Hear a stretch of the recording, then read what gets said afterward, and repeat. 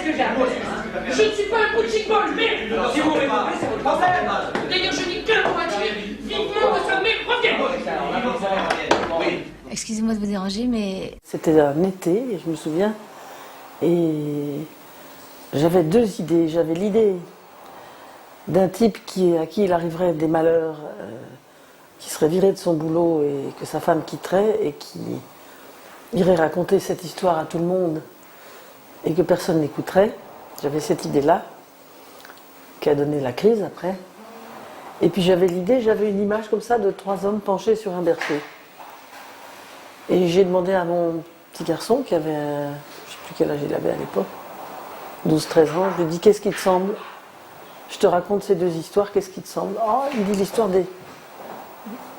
J'aime bien l'idée des trois garçons sur le berceau, alors c'est parti. Je la connaissais avant, je l'avais rencontrée, on avait tous les deux participé à l'équipe de Coluche aussi, mais moi j'arrivais dedans quand elle partait, elle, en 72 je crois. Elle a fait un petit passage dans la troupe aussi. Et puis elle partait quand j'arrivais, moi, donc on s'est connus à ce moment-là, et puis je savais ce qu'elle faisait, je savais qu'elle avait fait des films magnifiques avant. Je tournais un film à l'époque avec John Berry, et donc je suis avec des acteurs en train de parler, comme ça, vous savez, quand les acteurs attendent sur les tournages, on attend que la lumière soit prête et tout ça. Et tout d'un coup, je ne sais plus qui dit, mais toi qui n'aimes pas le cinéma, qui t'emmerde, parce qu'on attend toute la journée, tu sais, mais avec qui tu aimerais travailler? Je dis, s'il y a un metteur en scène avec qui j'aimerais travailler, c'est Colin Serrault. Et à ce moment-là, il y a un assistant qui vient me voir et qui me dit, on me demande au téléphone, c'est Colin Serrault. Je dis, arrête. Mais ce qui était étrange, c'est qu'il n'avait pas entendu la conversation. Donc il ne pouvait pas savoir. Je vais au téléphone en étant sûr que c'est une blague. Oui. Et c'était Colin Serrault au téléphone, qui me dit, voilà, j'aimerais vous proposer un rôle dans un film que je vais faire. Je lui dis, écoutez madame, je ne sais pas ce que c'est, j'ai pas lu le scénario, mais vous pouvez être sûr que je fais votre film. Et donc je prends le train pour aller la voir. Et je me souviens elle était dans la merde parce que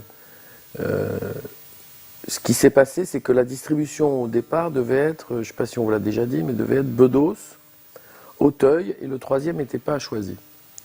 Bedos devait jouer le rôle de Roland Giraud, Auteuil devait jouer mon rôle, et le troisième n'était pas choisi, le steward, celui d'André. Et Auteuil refuse Trois hommes un couffin, et grand bien lui en a valu, puisque c'était pour faire Hugolin. Donc on se retrouve, Colline et moi, tout seuls. Je n'avais jamais joué de comédie. Ça, il n'en est pas question. Hein. J'ai choisi ce boulot pour les voyages, j'arrête pas les voyages. Je sortais de L'amour à mort. C'était un film d'Alain Resnais, très grave, très sérieux. Ah bon? Et donc je lis le scénario et je le trouve vraiment très drôle, très bien écrit, un sujet très original. Et je ne vais pas jusqu'au bout du scénario. Je m'arrête aux trois quarts et j'appelle immédiatement Daniel Guin et je lui dis, Daniel, écoute, oui, j'ai très envie de le faire. Excuse-moi, je t'appelle tout de suite parce que il faut que Colin Serrault sache que j'ai très envie de jouer dans ce film. C'est pas moi qui ai été choisi au départ, André non plus. Je crois qu'il n'y a que Michel qui avait été pressenti au départ. Mais finalement, on a été très complémentaires tous les trois et je crois que c'est formidable. Car pour le public, l'important est d'être crédible, toujours. Au théâtre, au cinéma, pareil, il faut qu'on y croie. Je crois que nos personnages étaient crédibles. On n'y est pour rien, nous, dans Trois hommes un couffin. C'est ce que je me suis évertué à répéter tout le temps. Mais non, ne souriez pas comme ça, c'est une erreur. N'importe quel acteur qui aurait bien fait son travail et qui aurait écouté Colline, qui aurait fait ce que Colline demandait, à partir du moment où il avait envie de le faire, aurait obtenu le même résultat. Moi, je dis, sa mère revient dans à peine 4 mois. On va pas paumer des jours et des jours à chercher des solutions pour si peu de temps. On s'organise, on la garde tous les trois, voilà. Trois crétins qui deviennent intelligents, voilà. Ouais, c'est assez joli. C'est vrai. C'est trois types qui ont une vie qui est pas...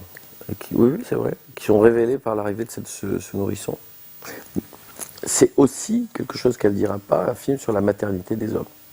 Non pas sur la paternité des hommes, mais sur la maternité des hommes. On peut dire ça. C'est quand vous posez la question, est-ce que le film a contribué à rendre les gens meilleurs? Oui, je pense. Je pense qu'on peut le faire, et qu'on peut le faire comme elle sait le faire. Intelligent au sens naturellement de l'intelligence du cœur, sinon on s'en fout. Montrer les hommes sous cet aspect-là, et les rendre intelligents parce qu'ils acceptaient leur féminité.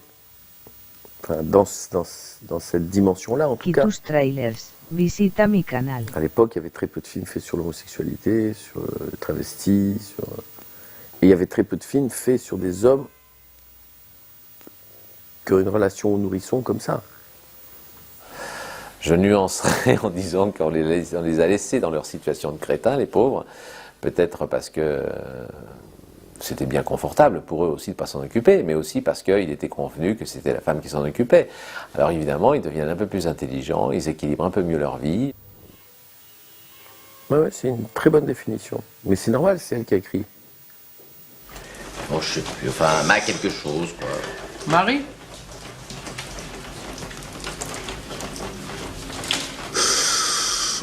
Putain, la crève que je me tape. On dirait que je chiale tout le temps, mais je chiale pas. Hein. C'était fait par une femme qui pouvait enfin montrer les hommes tels qu'ils étaient face aux enfants et en particulier aux bébés. C'est vrai qu'on laisse cette tâche-là aux femmes, aux mères. Et c'était convenu comme ça dans les mœurs. Personne ne le remettait en question. Ce film-là débusquait un peu où faisait remonter à la surface des réactions, des émotions chez le public, ou chez les femmes en particulier qui pouvaient s'en amuser le plus. Moi je me souviens des premières projections, les rires des femmes étaient vraiment éloquents et forts, parce que tout d'un coup elles étaient soulagées de situations où elles voyaient les hommes empêtrés avec des bébés, ce qui n'était jamais arrivé, ce qu'on n'avait jamais montré. Merde, les invités, tant pis, on l'emmène là-bas. Oh oui, zut, on la laisse pas pleurer comme ça. André n'était pas père à ce moment-là, Michel non plus. Et Roland avait une fille qui était grande.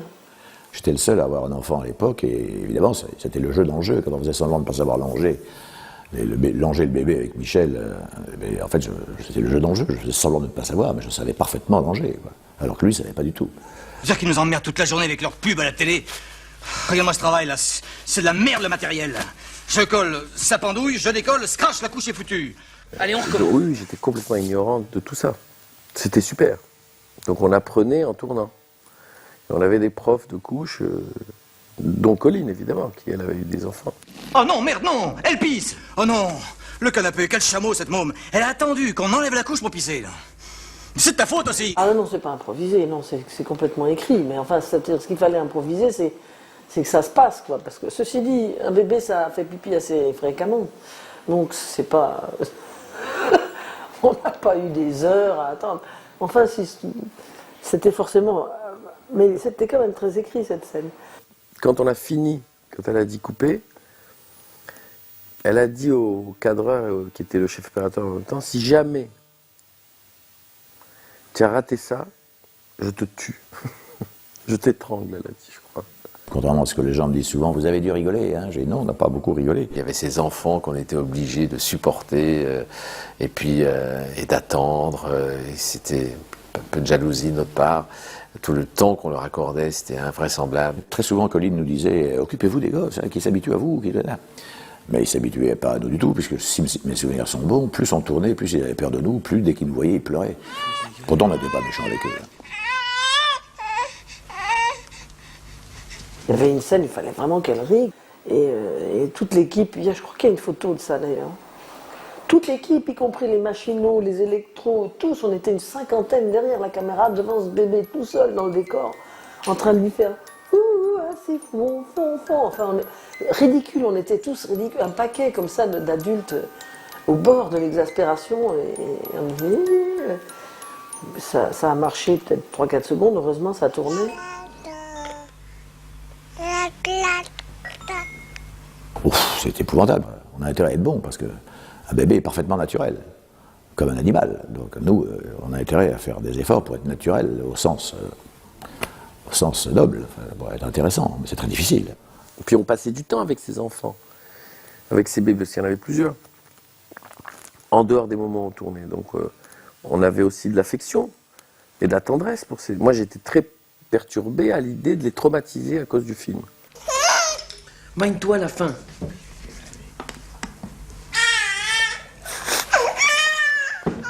Je me souviens de Michel ayant le bébé dans les bras et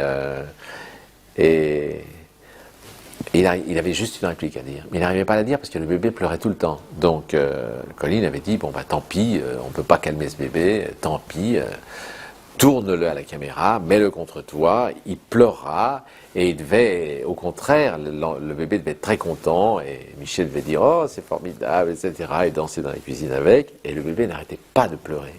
J'arrivais pas parce qu'en face de moi, c'est comme si j'avais un partenaire à qui je dois dire ça me fait plaisir de te voir si heureux de me rencontrer, alors que le mec, il est en larmes, dos à la caméra.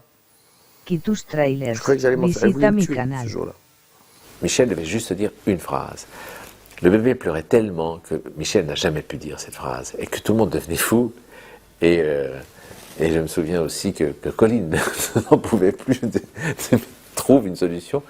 Et Michel, là, dans ces cas-là, est un enfant d'une très très bonne volonté. Vraiment, il essaye toutes les solutions et plutôt que de jeter le bébé par terre, non, lui retournait, il disait, il n'y a pas de problème, je vais trouver la solution. Et on savait bien qu'il allait se planter, mais il y retournait quand même.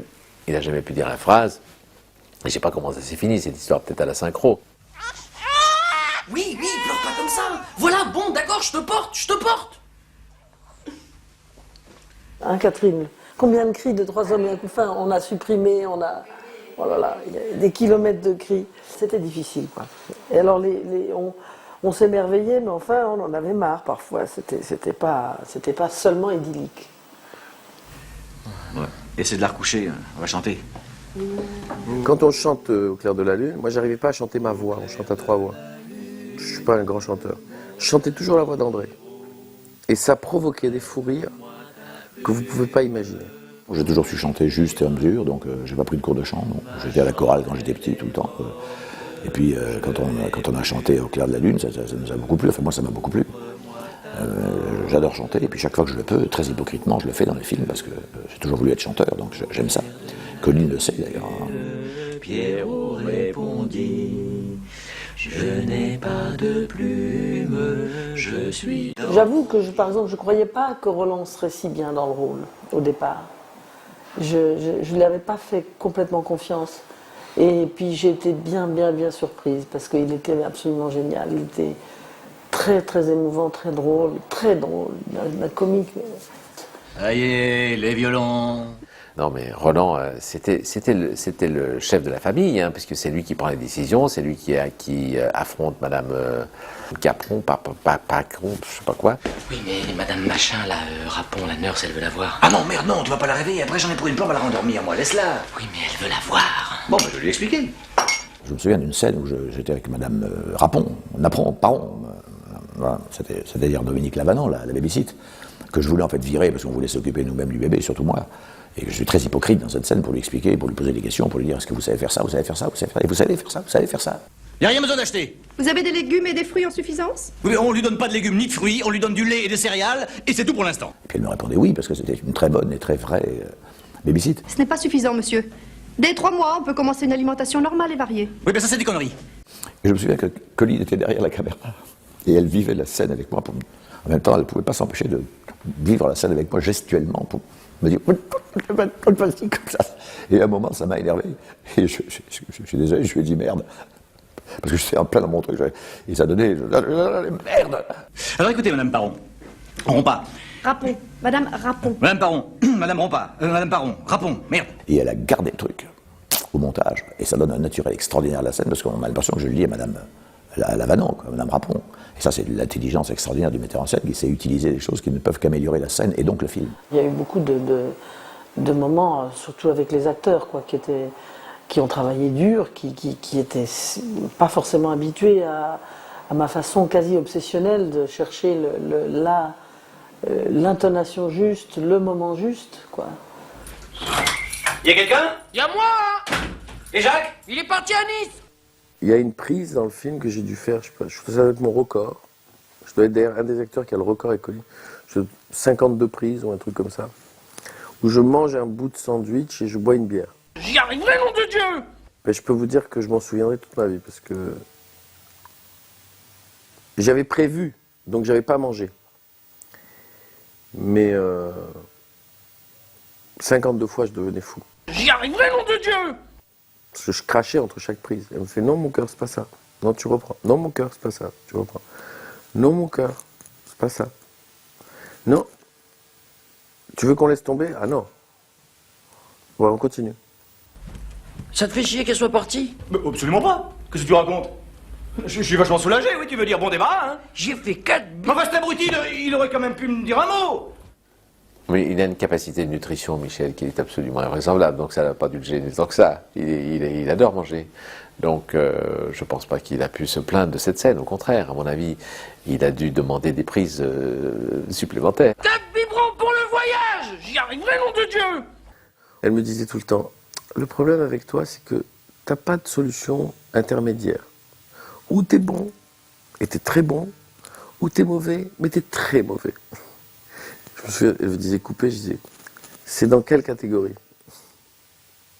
Quand on tourne avec un autre metteur en scène ou une autre metteur en scène, on est souvent déçu après parce qu'on se dit, tiens, c'est bâclé. C'est bâclé.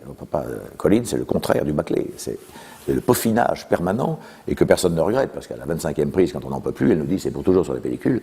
Et effectivement, c'est bon pour toujours. Sinon, c'est mauvais pour toujours. C'est le problème du cinéma par rapport au théâtre, où on peut s'améliorer tous les jours. Alors bien sûr, après, il reste la légèreté, le comique, la chose tellement heureuse qui ressort de ce film, bien sûr, mais... Et puis d'ailleurs, tant mieux, les gens n'ont pas besoin de savoir tout ce qu'il y a eu. Mais ça vient pas juste comme ça, allez, pof, on pose un bébé, 3 mecs, non. Pour que le rire vienne, il faut aussi qu'il soit contrebalancé avec des choses plus graves ou plus inattendues. Vous avez vu? Je suis enceinte. Ah bon? C'est le premier désespoir des hommes, c'est clair. C'est à cause de ce désespoir et à cause de cette puissance des femmes qu'ils ont écrasé et se sont acharnés à écraser les femmes. Parce que c'est la première et la seule puissance qui nous appartiennent. Moi, si je pouvais refaire le monde, si j'étais Dieu, voilà ce que je ferais. Je fabriquerais Adam avec la côte d'Ève. Et le désespoir de comprendre que ça ne se passera jamais dans son corps, c'est une chose très importante pour les hommes. C'est une prise de conscience qui est douloureuse, qui en même temps, quand ils l'acceptent, leur permet de vivre mieux. Il faut se rendre à l'évidence. Hein. Personne ne sort de notre compte. Sur les moments de tendresse comme ça, enfin des moments de tendresse d'humanité où il n'y a pas, on n'est pas soucieux du rythme de la comédie comme elle l'était sur les autres scènes où on était tous les trois. À ce moment-là, elle laisse venir l'acteur avec son émotion, et elle était extrêmement, elle avait un autre regard, quoi, un regard de autant j'avais l'impression d'avoir affaire à un chef d'orchestre très précis en ce qui concerne les scènes de comédie, autant là j'avais l'impression d'un tête-à-tête très agréable et émouvant presque. Je donne le biberon au bébé et le bébé s'est endormi avec le biberon dans la bouche. Et moi je dormais pas. Et Colline me disait dors. Elle me disait dors mon cœur, dors. Et j'ai fermé les yeux. Et elle a laissé tourner comme ça. Plus personne, il n'y avait pas, sur le plateau de Colline, de toute façon, celui qui parle, il est quasi guillotiné, mutilé à vie, donc qu'il y ait bébé ou pas bébé. Mais il y avait une espèce de magie à ce moment-là. C'était très émouvant. Elle a fait ce que faisait Charlie Chaplin, c'est-à-dire elle a fait rire et pleurer avec les grands sentiments. Jusque-là, il y avait ce qu'on appelait aussi beaucoup la mode des films de café-théâtre, une espèce d'humour caustique, et très bien aussi. Mais elle a fait un film profond, avec des beaux sentiments. C'est la maternité. C'est beau, la maternité. C'est l'essentiel. Vous n'avez du talent que si vous défendez des choses auxquelles vous croyez. Elle ne construit pas des comédies pour faire des comédies. Quand elle écrit, c'est pas mécanique. C'est idéologique et affectif. Oui, vous savez, quand c'est intelligent, quand on explique quelque chose intelligemment et avec humour, comme c'était fait, je crois que c'est plus important qu'un coup de poing dans la figure. Et quand elle parle des choses qui sont importantes pour elle, elle a un talent fou. Et quand vous parlez de comédie, bien, la mécanique, tout ça, vous réduisez son art. Voilà, elle est arrivée à faire un scénario qui était vraiment, je trouve, très bon et qui a plu à des spectateurs qui devenaient en plus, comment dire, qui faisaient des petits facilement, puisque l'histoire qu'on racontait concernait pas seulement le papa, la maman, mais aussi les enfants, les grands-parents. Donc ça devenait aussi, c'est vrai, un film qui pouvait drainer toute la famille, toutes les familles. Il y a d'abord la dame qui est allée, ensuite elle a emmené son mari, et son mari a emmené sa petite amie, ou je sais pas, ou ses enfants. Tout le monde a vu le film 3 fois. Et puis ça a fait tache d'huile, et puis il y en a qui sont revenus encore. Enfin bon, voilà, c'était une aventure. C'est Roland qui disait tout le temps pendant le tournage, ce qu'on fait là, c'est génial.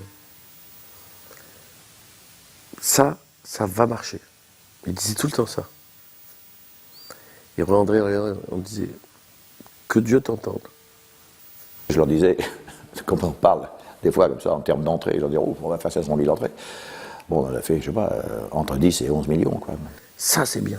Oh là là, ça va toucher les gens. Ça va avoir du succès. Ce film-là, les enfants, vous allez voir. Moi, je sentais que ça marchait très très bien, je l'avais dit à mes camarades, mais pas à ce point-là. Parce que ça a été non seulement un succès en France, mais ça a été un succès dans tous les pays du monde où il est sorti, quand même aussi. On recevait des affiches de Thaïlande où on avait les yeux bridés, d'Inde où on a été très bronzés tous les 3, ainsi de suite, quoi. À cette époque-là, je pouvais aller partout, on me reconnaissait. En Italie, en Suède, en Allemagne. Je mourrais de rire. Donc ça fait quand même plaisir de faire un film qui est unanimement reconnu. Au revoir Marie. Au revoir Marie. Au revoir Marie.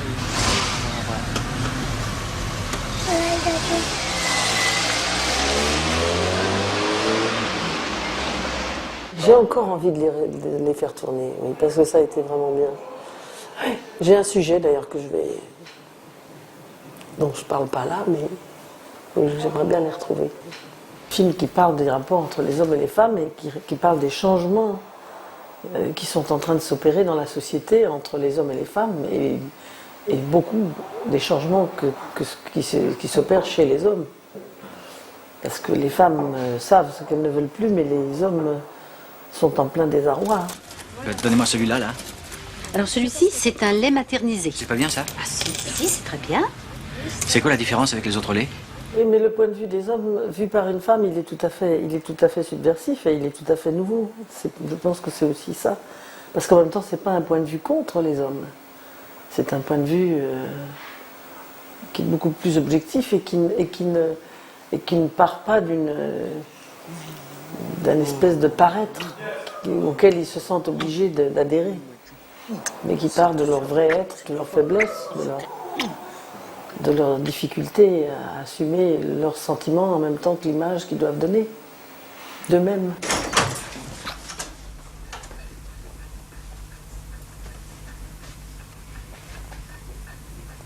Ça va? Ouais, ça va.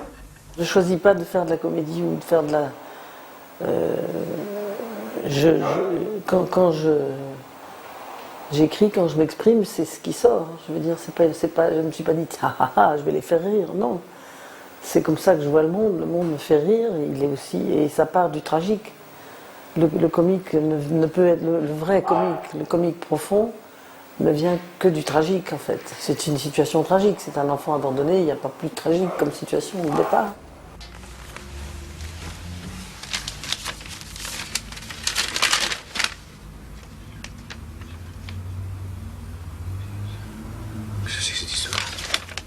J'ai toujours fait un cinéma drôle, parce que je pense que c'est ce qu'il y a de plus difficile à faire et que c'est la seule chose qui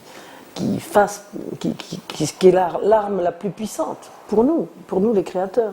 Il semblerait que ce soit un petit cadeau de Jacques pour nous amuser, ce que je dis. Mais qu'est-ce qu'on va en faire? Bon, on va le rendre à sa mère. C'est vrai que moi j'ai été nourrie de Capra, de Lubitsch, et surtout Lubitsch. Enfin, c'était vraiment quelque chose il y avait une idéologie derrière, une idéologie très précise, absolument merveilleuse. C'est très difficile de faire rire et c'est très subversif de le faire. Bon. Et puis, si je fais des entrées, je suis très heureuse. Je veux faire des entrées. Et c'est pas seulement pour la gloriole ou le pouvoir économique, c'est parce que faire des entrées, ça veut dire parler à ses contemporains. Et citez-moi un seul cinéaste qui veut pas ça, c'est qu'il ment. On veut parler aux gens, on veut qu'ils vous entendent, on veut, par le fait qu'ils vous entendent, apprendre aussi d'eux des choses. On est en échange avec les gens. Moi, je suis comme ça, en tout cas.